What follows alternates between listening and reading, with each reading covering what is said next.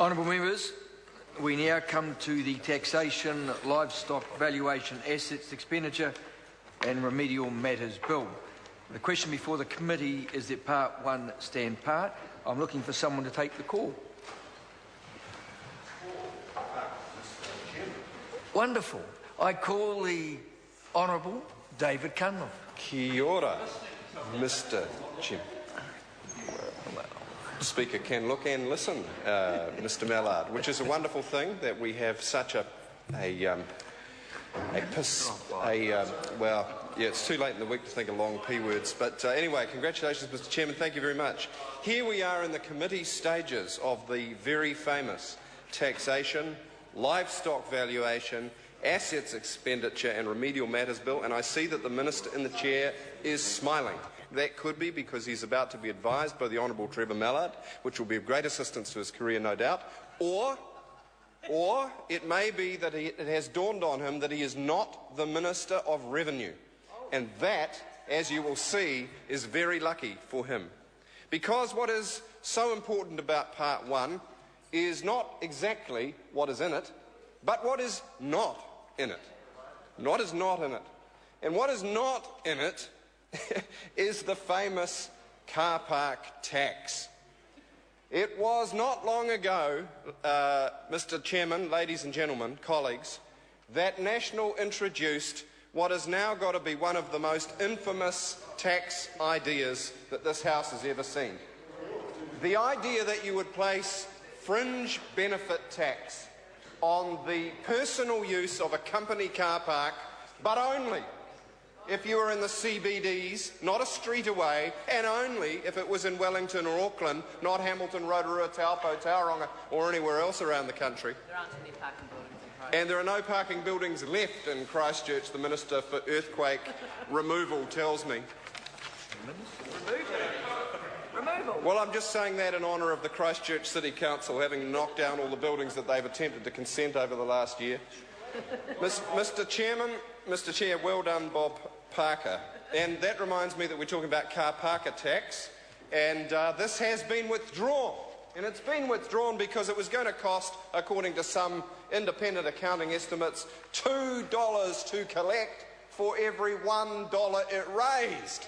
Now, how did that one, $2 to collect for every $1 it raised, how did that one get past the goalie at the IRD Quality Control Centre? That's what I want to know. But even if it got past the goal line in the Boffin building, what happened in the Minister's office? What happened it was then the Honourable Peter Dunn, Minister of Revenue. We've had musical chairs in the hot seat since then. What happened in his office? Where was the political advice? Minister, this is a dog and it barketh. Actually, that's a bit tactless. I apologise. We shouldn't be talking about dogs because Todd McClay, the Minister of Revenue, is also trying to poison them all for psychoactive substances and to make drug dealers rich, but we're not going to go there. It's not a tax matter, Mr. Mallard. It may be an animal rights outrage, but it's not a tax matter. So finally common sense prevailed and the car park tax was withdrawn under the steely hooves of an unlikely combination of Matthew Hooton and the Council of Trade Unions.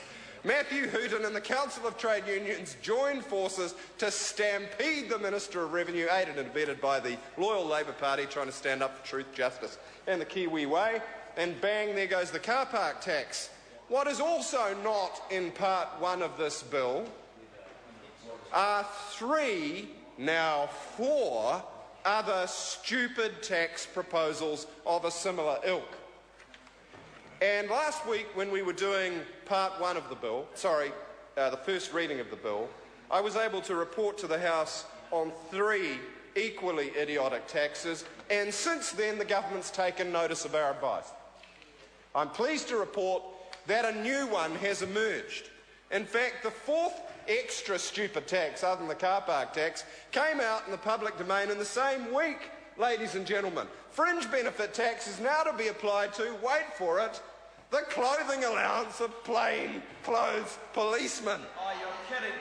Not only that, as if it's not bad enough to penalise the hard-working cops, risking life and limb.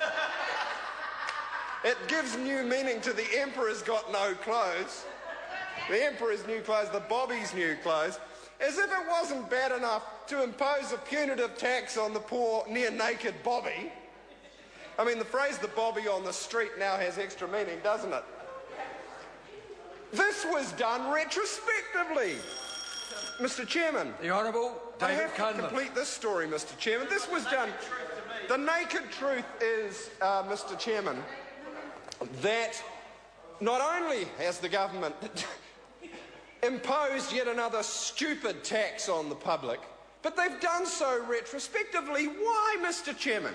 Was it that if they did it prospectively, people would stop them before this outrage got across the line? Mr. Chairman, why would they commit the double sin of stupidity retrospectively? Sir, let us hope that good sense will prevail and that our poor, near-naked undercover police will once again be clothed so that if they're not shot to death, they won't freeze to death, Mr. Speaker. And I don't want to make light, actually, of what is often a high-risk situation, and the clothing allowance was there for good reason. Let us recall, Mr. Chairman, the 3 other stupid taxes currently at issue, none of which appear in Part 1 of the bill we're discussing today, but which are relevant because they are akin to the one that was in Part 1 of this bill. And they are the iPad tax, where the government was going to charge everybody fringe benefit tax on the private use of their iPhones and iPads and other electronic communications. You're going to have to go through your phone bill and apportion your data charges and work out which calls were work calls, which were private, and then pay tax on the private ones. Doesn't that sound like a really good idea? Imagine the time spent on that. Imagine the red tape. How did that one get past the goalie? But if it wasn't bad enough that that got in the IRD discussion document, the government at the self-same time gave up on taxing Apple. The people that make the iPads that they were going to charge you, the public, extra fringe benefit tax to use.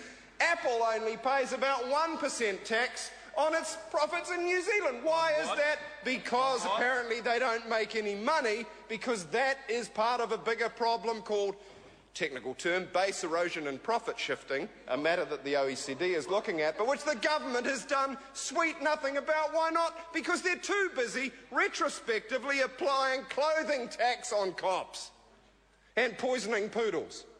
It's ridiculous. The minister's obviously overworked, Mr. Speaker. All right? Hopefully, if he doesn't do too well in this life, there may be redemption in the next. But unlikely, because he's also imposing a punitive tax on clergy, grossing up the value of church housing, and then imposing fringe benefit tax on an income that's not even earned by clergymen, so that they can charge FBT on clergy housing.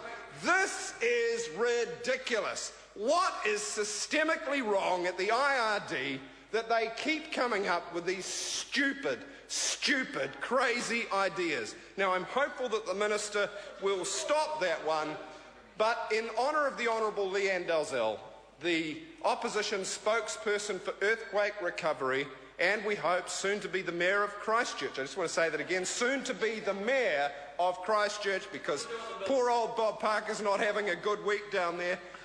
Leanne Dalzell has brought to my attention the problem of the accommodation tax, the fringe benefit tax being applied on temporary accommodation used for over a year.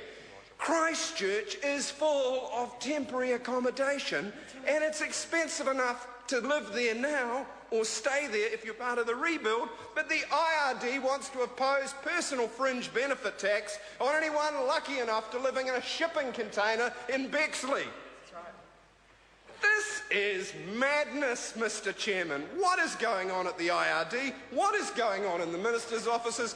Where do these crazy ideas come from? And how did they get into Part 1 of this bill? Mr. Chairman, the only good thing one can say about this bill is that David Bennett has had a Damascus experience. David Bennett, the member for Waikato something. He doesn't even know where Damascus is. He thinks Damascus is between Tirau and Patararoo, but it's not. Yeah. Oh, touche. He's had a Damascus experience after 55 years of helping farmers rort their taxes. He's now recanted and decided that he's going to find absolution by ratting on his former clients, and he's dobbed them in by putting some livestock valuation rules in this bill. Thank you, Mr. Chairman. I call the honourable member, Dr. David Clark. Thank you, Mr. Chairman. It's a pleasure to rise to speak to this